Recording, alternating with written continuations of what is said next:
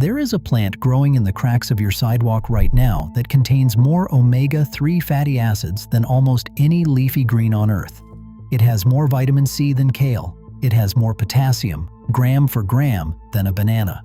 It is the only land plant scientists have confirmed contains EPA, the same omega-3 most people pay $30 a bottle to extract from fish. In most American towns, it is classified as a noxious weed. Homeowners pull it from their driveways and throw it in the trash.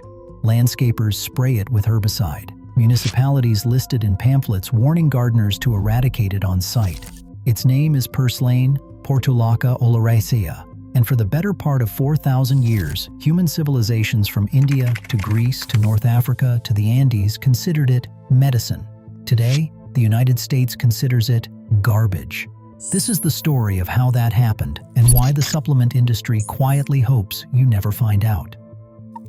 Mahatma Gandhi ate purslane every day as part of the ascetic diet that sustained him through hunger strikes and prison sentences. Roman armies marched on it. Persian physicians prescribed it for fevers, inflammation, and what they called heart heat. Greek herbalists wrote of it in their earliest pharmacopoeias. Aboriginal Australians ground its seeds into flour. In rural Mexico, it is called verdolaga and stewed with pork. In rural Greece, it ends up in salads with feta and olive oil. In China, it is dried and steeped as tea for diabetes. Across 6 continents, people who lived close to the soil understood something that modern Americans have forgotten. They knew that the small, succulent, red-stemmed plant volunteering itself in every disturbed patch of dirt was not an enemy. It was a gift. By almost every measurable standard of nutrient density, it was the most extraordinary leafy green any of those civilizations had access to. The numbers are staggering when you actually look at them. 100 grams of fresh purslane leaves contain 300 to 400 milligrams of alpha-linolenic acid, the plant form of omega-3. That is 5 to 7 times more than the same weight of spinach. But the more remarkable finding, the one that has been replicated in laboratories across multiple countries, is that purslane also contains eicosapentaenoic acid, EPA, the long-chain omega-3 that human bodies struggle to produce on their own and which is overwhelmingly associated with cold water fish like salmon, mackerel, and sardines. There is no other commonly available terrestrial leafy green known to contain measurable EPA, none. For vegetarians and vegans who currently rely on algae supplements at premium prices to obtain this single fatty acid, this changes the conversation entirely. The plant doing it grows for free in cracked pavement. The vitamin profile is, if anything, more impressive. 100 grams of purslane leaves deliver 152 milligrams of vitamin C. Kale, the green that built an entire wellness industry on its reputation, comes in at 135. Spinach manages only 52. Purslane carries the highest vitamin E content of any commonly consumed leafy green. It is loaded with beta-carotene, with glutathione, with alpha-tocopherol. Researchers at multiple universities have documented 184 unique phytochemicals in purslane that simply do not appear in spinach or kale at meaningful levels. It carries betalain pigments, the same red and yellow compounds that give beets their color, which have been shown in laboratory studies to fight systemic inflammation. And the mineral content reads like a multivitamin label: 494 milligrams of potassium per 100 grams, more than a banana, gram for gram. Substantial magnesium, calcium, iron, and manganese, all delivered in a food matrix with the natural cofactors the body uses to absorb them. There is even measurable melatonin in the leaves, the same hormone people swallow in tablet form to fall asleep. This is where it stops being a curiosity and starts being a clinical story. Over the past 15 years, research teams in Egypt, Iran, and India conducted randomized controlled trials on patients with type 2 diabetes. They had patients consume purslane seeds as an adjunct to standard medication. The results, published in the Journal of Ethnopharmacology and the Journal of Medicinal Food, were not subtle. HbA1c, the standard blood marker for long-term blood sugar control, fell meaningfully. Triglycerides declined, blood pressure decreased. These were not effects measured over years of dietary change. These were effects measured over weeks, in controlled hospital settings, in people whose blood was being drawn and analyzed by physicians. A meta-analysis pooling results across multiple trials found significant reductions in total cholesterol and in LDL, the cholesterol associated with cardiovascular risk. Even more interesting, HDL, the protective form of cholesterol, actually rose in treated patients. Systolic blood pressure dropped on average around 7.5 millimeters of mercury, a magnitude 1 extract trial described as comparable to mild prescription antihypertensives.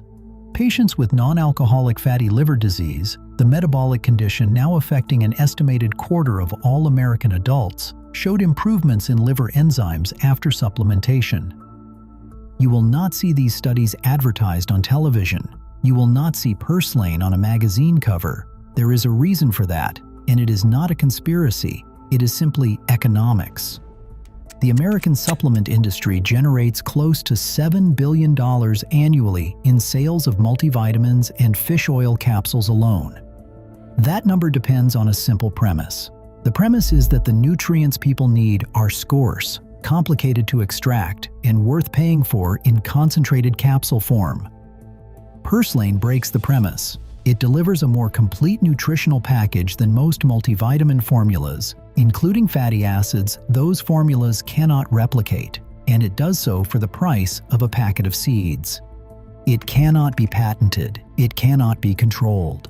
It reseeds itself aggressively, scattering up to 50,000 seeds per plant per season, and it grows on 6 continents, in soil that would kill most cultivated vegetables. There is no recurring revenue stream. There is no shareholder value. There is only a plant.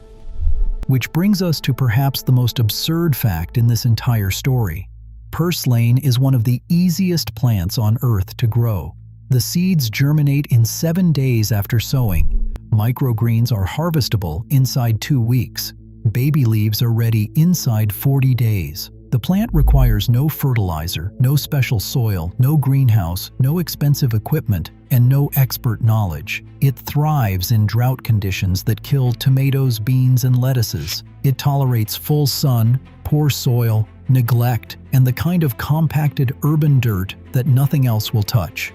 A single plant left to mature will reseed an entire bed. And yet, despite this absurd ease of cultivation, despite 4,000 years of culinary and medicinal history, despite peer-reviewed clinical evidence of metabolic benefits, the United States Department of Agriculture lists purslane in some states as an invasive weed.